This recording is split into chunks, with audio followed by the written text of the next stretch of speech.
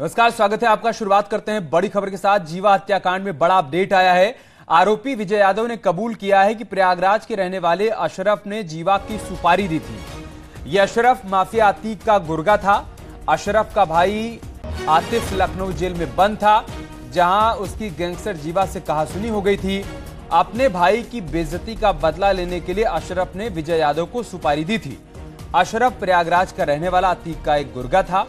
भाई की बेइज्जती का बदला लेने के लिए अशरफ ने ही जीवा को मरवाया।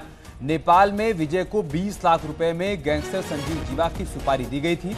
हत्याकांड के दिन ही विजय यादव लखनऊ आया था।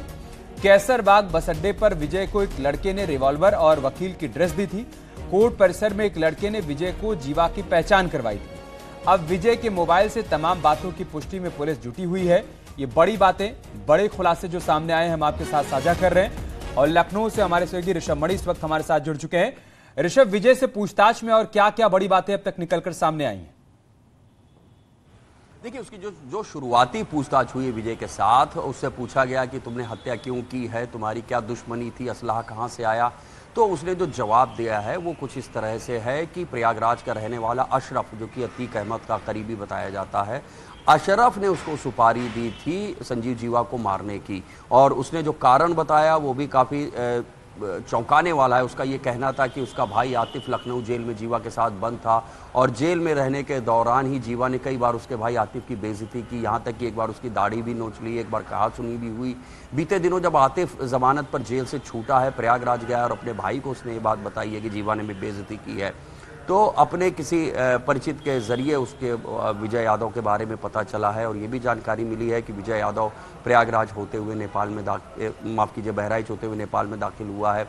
और वहाँ नेपाल में एक अशरफ के एक शख्स के जरिए इस डील हुई है। 20 लाख रुपए में सुपारी दी गई है, जीवा को मारने की बात हुई है।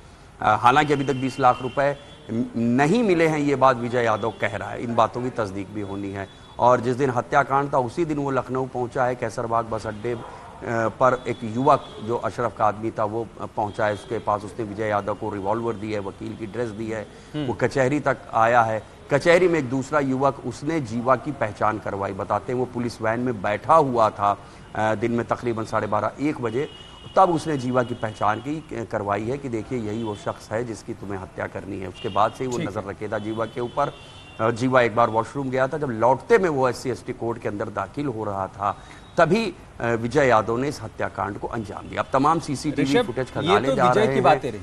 ये तो विजय की बातें रही, लेकिन क्या पुलिस इस कहानी को वास्तविक मानकर चल रही है या काल्पनिक मानकर चल रही है?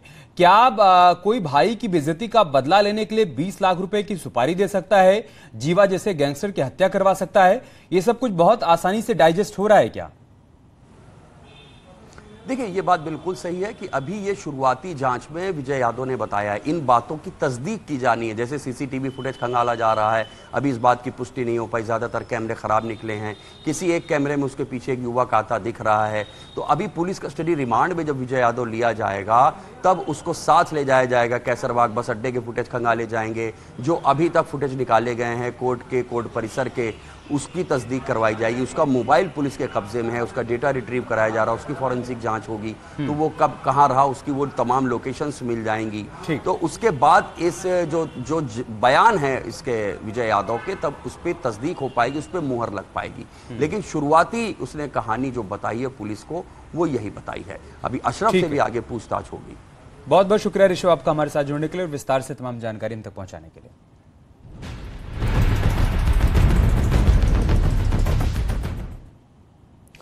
इधर गाजियाबाद में गेम ऐप से धर्मांतरण के मामले में आरोपी शहनवाज उर्फ बद्दो की मां मुमताज खान के बयान दर्ज किए गए। मुंबई में गाजियाबाद पुलिस ने बयान दर्ज किया। मुंबई पुलिस की मदद से बयान दर्ज किया गया। पुलिस ने मुमताज से उसके छोटे बेटे शहनवाज के बारे में पूछताछ की। शहनवाज कहां जाता है, किससे मिलता है, ऐसी तमाम जानकारियां ली गई हैं। शहनवाज की हर लोकेशन के बारे में पूछताछ हुई है। कौन कौन से रिश्तेदार हैं, कहां कहां रहते हैं, इस बारे में भी पुलिस ने पूछताछ की है। परिवार के बाकी बच्चों के बारे में भी जानकारी जुटाई गई है। कई सवालों के जवाब मुमताज से पुलिस को नहीं भी मिले हैं, ये बात भी सामने आई।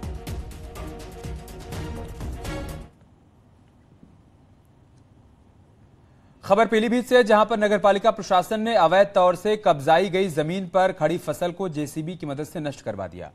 करीब 700 हेक्टेयर जमीन को नगरपालिका प्रशासन ने अवैध कब्जे से मुक्त करवाया। ये मामला बीसलपुर नगरपालिका का बताया जा रहा है, जहां पर गजरौला रोड पर रेंज ऑफिस के पास पालिका की 700 हेक्टेयर जमीन पर कुछ लोगों ने लंबे समय से कब्जा कर लिया था। पालिका प्रशासन ने जब दबंगों से अवैध कब्जा नहीं हटवा पाने की बात स्वीकार की तो कोर्ट में मुकदमा दायर किया गया। पिछले दिनों एसडीएम ने मामले की अंतिम सुनवाई करते हुए फैसला नगरपालिका प्रशासन के पक्ष में दिया। आदेश मिलते ही पालिका के अधिकारियों ने जमीन पर खड़े ढांचे को ढहाने की प्रक्रिया शुरू कर दी और फसल को जेसीबी के जरिए नष्ट कर दिया गया। जमीन को कब्जा मुक्त करवाया गया। इस मौके पर तहसील प्रशासन, नगरपालिका प्रशासन और भारी पुलिस बल की मौजूदगी रही।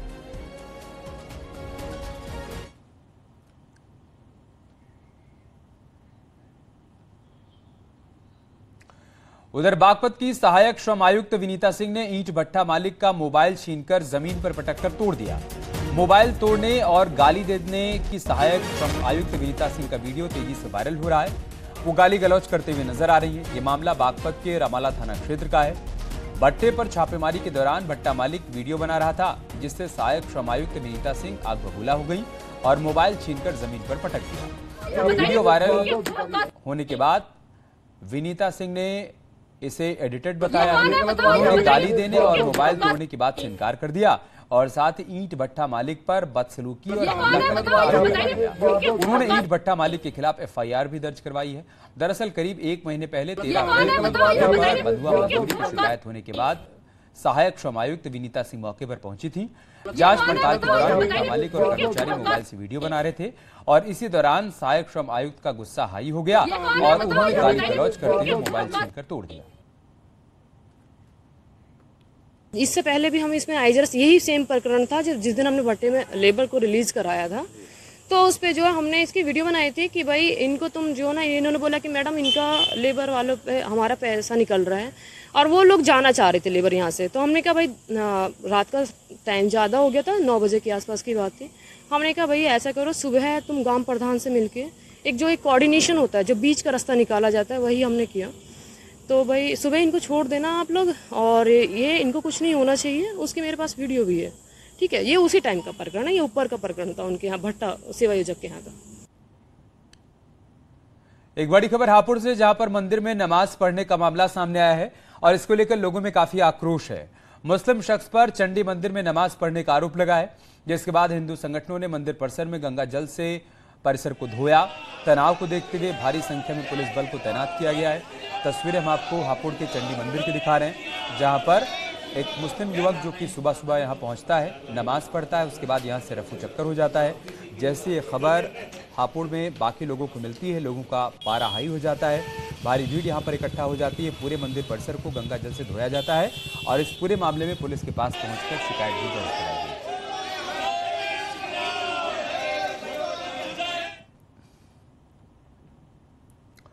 कांग्रेस संगठन में फेरबदल को लेकर पार्टी में मंथन चल रहा है। सूत्रों के मुताबिक प्रियंका गांधी को पार्टी में बड़ी जिम्मेदारी मिल सकती है और किसी और को उत्तर प्रदेश में कांग्रेस का प्रभारी बनाया जा सकता है। बता दें कि प्रियंका गांधी अभी उत्तर प्रदेश की प्रभारी हैं और फिलहाल संगठन में बड़े फेरबदल की खबरें मिल रही हैं। ऐसे में एक चर्चा यह भी है कि पार्टी में उनको कोई बड़ी जिम्मेदारी दी जा सकती है और इस सूरत में उत्तर प्रदेश का प्रभार वो छोड़ सकती हैं। कोई नया प्रभारी उत्तर प्रदेश में कांग्रेस को मिल सकता है।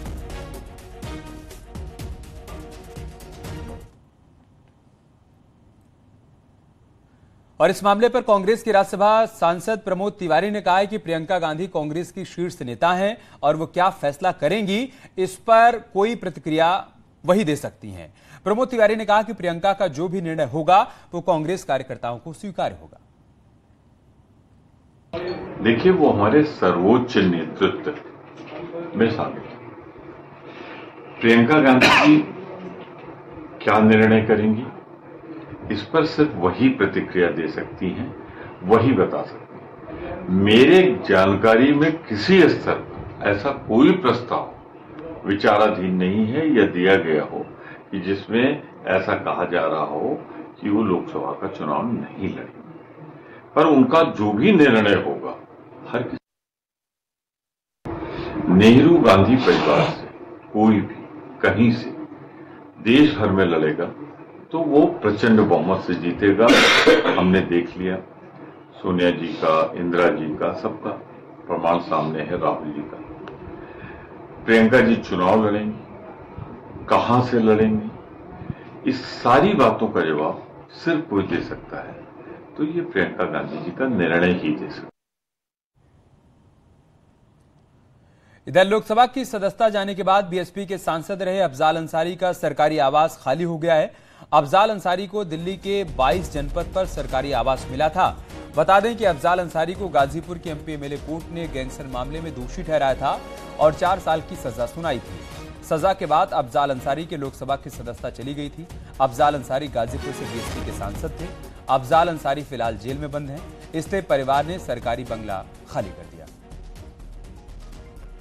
माफिया मुख्तार अंसारी के भाई अफजल अंसारी की सदस्यता रद्द कर दी गई। इसके बाद दिल्ली स्थित उनका सरकारी बंगला भी खाली करा लिया गया। ये ठीक हमारे पीछे 22 नंबर बंगला है जो कि जनपद रोड पर स्थित है। ये अफजल अंसारी के नाम पर अलॉट था, जिसे अब खाली करा लिया गया। आप देख सकते हैं यहाँ पर अफजल अंसारी के नेम प्लेट लगी थी, वो भी हटा दी गई है और ये भी बंगले के अंदर की स्थिति देख सकते हैं, सन्नाटा पसरा हुआ है और यहाँ से अफजल अंसारी का सामान हटा दिया गया है और इसकी चाबी अधिकारियों को सौंप दी गई। कर्मचारी हैं यहाँ पे, केयरटेकर, इनसे हम बात करते हैं। ये बंगला कब खाली कराया गया था और उस समय कौन यहाँ पे मौजूद था? ये बंगला हो गया 12-13 दिन खाली हो गए और खाली हुआ से मेरे को इंक्वायरी की चाबी मिल गई। ठेकेदार जिसका टेंडर था उसने मेरे को चाबी दिया जो आप देखभाल करने इसकी बात बस क्या है। आपको बता दें कि 29 अप्रैल को अफजल अंसारी और मुख्तार अंसारी को एमपी एमएलए कोर्ट ने सजा सुनाई थी। इस दौरान अफजल अंसारी को भी 4 साल की सजा सुनाई गई थी। ऐसे में मई में उनकी सदस्यता रद्द कर दी गई और सांसद न रहने के कारण अब अफजल अंसारी का दिल्ली स्थित बंगला भी खाली करा लिया गया है। वीडियो जर्नलिस्ट बीनू के साथ संदीप पांडे, न्यूज 18 दिल्ली। और अब खबर ग्रेटर नोएडा अथॉरिटी के अधिकारियों से जुड़ी हुई है। आरटीआई की रिपोर्ट से खुलासा हुआ है कि अधिकारी 2 साल में 71 लाख रुपए का चाय नाश्ता कर गए। 21 दिसंबर 2021 को सबसे ज्यादा 3,84,746 का बिल आया। वहीं लॉकडाउन के समय अधिकारी 2-2 लाख रुपए की चाय पी गए। आरटीआई की रिपोर्ट में अप्रैल 2020 से जून 2022 तक का ब्यौरा सामने आया है, जिसमें यह बात सामने आई है कि बीते 2 सालों में कई लाख का नाश्ता कर गए हैं अथॉरिटी के अधिकारी। आम आदमी की अगर कोई पहली पसंद होती है तो वह होती है चाय, लेकिन इसी चाय के नाम पर ग्रेटर नोएडा अथॉरिटी के अधिकारियों का बड़ा कारनामा सामने आया है। दरअसल एक आरटीआई में मिली जानकारी के मुताबिक 2 सालों में ग्रेटर नोएडा अथॉरिटी के अधिकारी और कर्मचारी लगभग 71 लाख रुपए की चाय डकार गए हैं।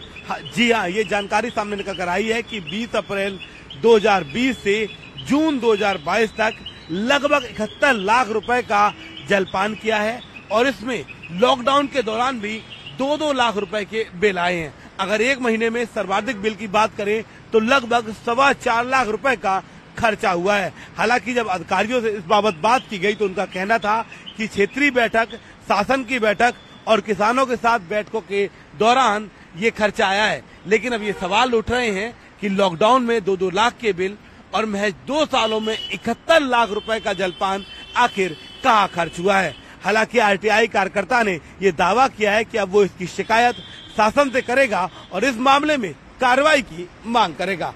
कैमरा पर्सन जगदीश गौतम के साथ शिवम प्रताप, नेटवर्क 18 नोएडा। और आज लखनऊ के लोक भवन में स्वास्थ्य विभाग का बड़ा कार्यक्रम हुआ। आज एएनएम वर्कर्स को नियुक्ति पत्र वितरित किया गया। सीएम योगी आदित्यनाथ ने 7,182 एएनएम वर्कर्स को नियुक्ति पत्र दिया। इस मौके पर डिप्टी सीएम ब्रजेश पाठक भी मौजूद थे। तस्वीरें हम आपको दिखा रहे हैं कार्यक्रम के दौरान की। मिशन रोजगार के तहत के नियुक्ति पत्र वितरित किए गए।